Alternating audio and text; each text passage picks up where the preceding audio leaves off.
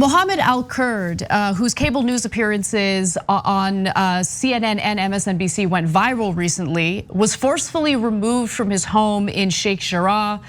He talked about how his family was slated to be evicted by the Israeli government on CNN. Take a look. In the neighborhood, your family home is slated for eviction. What is the scene right now? Well, I thank you so much for having me. To start, it's not really an eviction. It's forced ethnic displacement, to be accurate, because an eviction implies legal authority.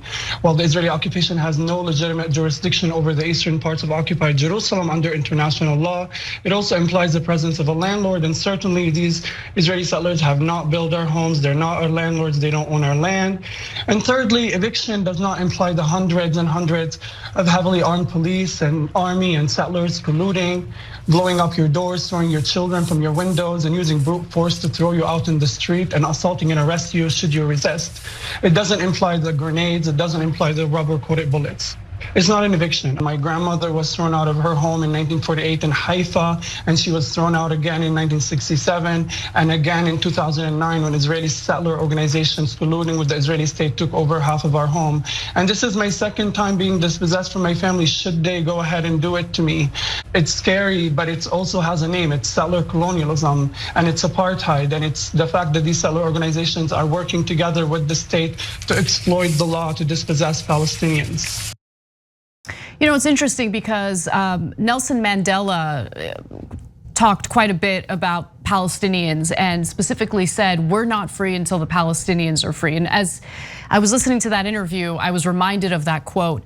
Now, that video went viral, in my opinion, for obvious reasons. It's not the perspective that you're likely to see on CNN. You're also unlikely to see this MSNBC interview where he made similar points, but also elaborated. So let's take a quick look at that.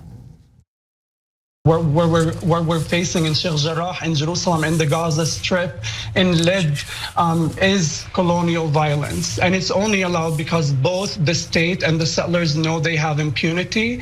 The settlers are emboldened by an apartheid state that allows them to open carry in Palestinian neighborhoods. And the state is emboldened by an international community that refuses to call it out for what it is, that allows it to intentionally target civilian neighborhoods in the Gaza Strip and massacre 24 Palestinians, including 9 children, without facing any consequences. I don't expect much of the Biden administration, knowing that Ned Price refused to even condemn the killing of 9 Palestinian children tells me all I need to know.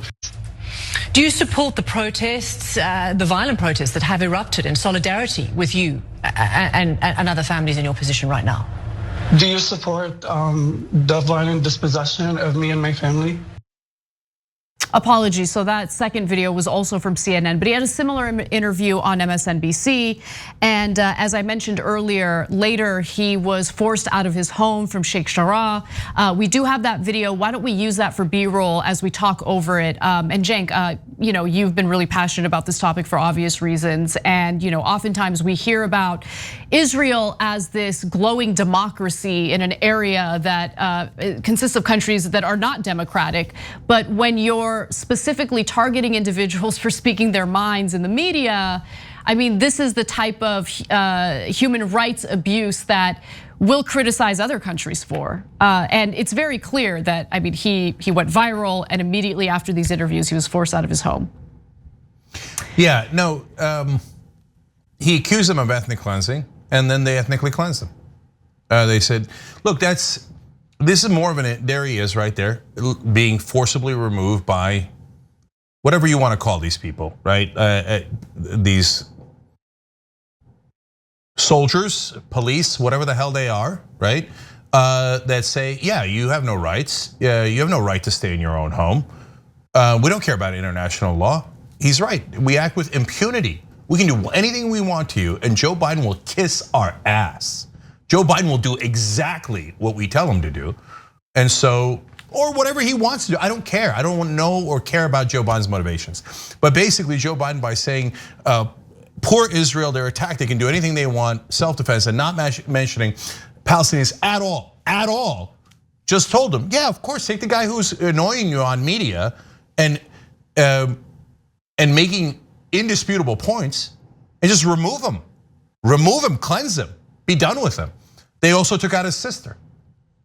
Yeah. And so they're thrown out of their homes. Now I want to give you more clarity on that. He mentioned his grandmother being displaced back in 1948. Now, I get that in an ultimate peace deal, it will be very hard, if not impossible, for the Palestinians to get a right of return to go back to their original homes or land, okay? I understand that. And that you could say that's a gross injustice for what happened to them, but it's unlikely that that will happen. But I need you to understand the hypocrisy here. They say, we got a deed from 1876 for your property, and so even though it violates international law, we're gonna remove you because somebody in 1876 owned this house and not you. Okay, that's interesting. Then he says, okay, can my grandmother go back to her house that she has a deed for? No. Why? She's a Palestinian. We have a racist policy that we don't allow Palestinians to go back to their homes, and their deeds don't count. And look, I'm telling you, in a peace deal that might get cemented, and we might have to live with that. But it's not right. And is it hypocritical? It's massively hypocritical. So can Palestinians just walk into Israeli homes and throw them out and go, here's my deed. I have a private property. This is a private property dispute. I have the deed, you don't. Get the hell out of my house. No, they can't do that. Of course they can't do that. They're Palestinians. Their lives don't matter as much. That's just the reality of it. And then he said, look, typical right-wing framing on American media. Do you condemn the violent protests? By the way, they do the same thing here in America. Black Lives Matter protesters come out and then somebody does one thing wrong, or a couple of people do things wrong, and they go, do you condemn the violence of the black people? Condemn the violence of black people, right? Well, how about the violence upon them? How about the violence of the police as they killed one unarmed black man after another, after another, after another? No, state violence is acceptable according to corporate media in America. Corporate media says when America does state violence, is wonderful. They had to do it. The people who were oppressing made us do it, right? The violent black people made us commit violence upon them. The violent Muslim people across the world made us commit violence upon them and support the violence upon them. And this guy had the nerve to say things that are true. That's it, throw him out of his house, okay? And don't ever let him back on TV. So I'm curious to see if he'll ever make it back on CNN or MSNBC, because normally they love it when things go viral. And now he got cleansed, right? And so you should have him back on, right? That makes sense. Where is he? Well, for anyone who's worried about his well-being, he did update people on Twitter and said, hello, I am fine and unintimidated. He also said some notes. Our protests were nonviolent. This was probably targeted, meaning the fact that he was forced out of his house. The settlers who are allowed in while we're kicked out are armed with knives and guns. The soldiers tonight were animalistic, howling and glaring. They're big mad. So, he wanted people to know that he's okay, but how safe are you really in this type of situation? Just reading the quotes from Palestinians in Gaza, who, by the way, just saw their homes get destroyed, don't know where to go. There is no place to go for safety right now. Sorry, one more thing, Anna. It's damning of the US media that this is the first time you've ever seen this. The reason we're carrying this story is because what somebody on American television was able to mention ethnic cleansing of the Palestinians, which is a fact. And so that's like, wow, it's a big news story. Actual news broke out on American television. Usually they don't like news and facts on American television. They only like the side of the powerful.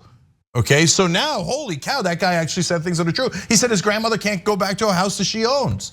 That you can't say that on American television. Wait, isn't that amazing? That you've never heard that on American television before. That's why this is a news story, because news broke out on an American news station. And then I hear you, RT is likely propaganda for the Russians, and then there are other news outlets that are owned by the different countries that are propaganda outlets for them. CNN is usually not much better at all, let alone MSNBC, which is total propaganda arm of the Democratic Party. So here, this is a perfect example of the exception proving the rule. Yeah. That exception is so stunning that somebody was allowed to say something true about Palestinians on American television that it has become a worldwide news event. Thanks for watching The Young Turks, really appreciate it. Another way to show support is through YouTube memberships. You'll get to interact with us more. There's live chat emojis, badges. You've got emojis of me, Anna, John, JR. So those are super fun. But you also get playback of our exclusive member-only shows and specials right after they air. So all of that, all you gotta do is click that join button right underneath the video. Thank you.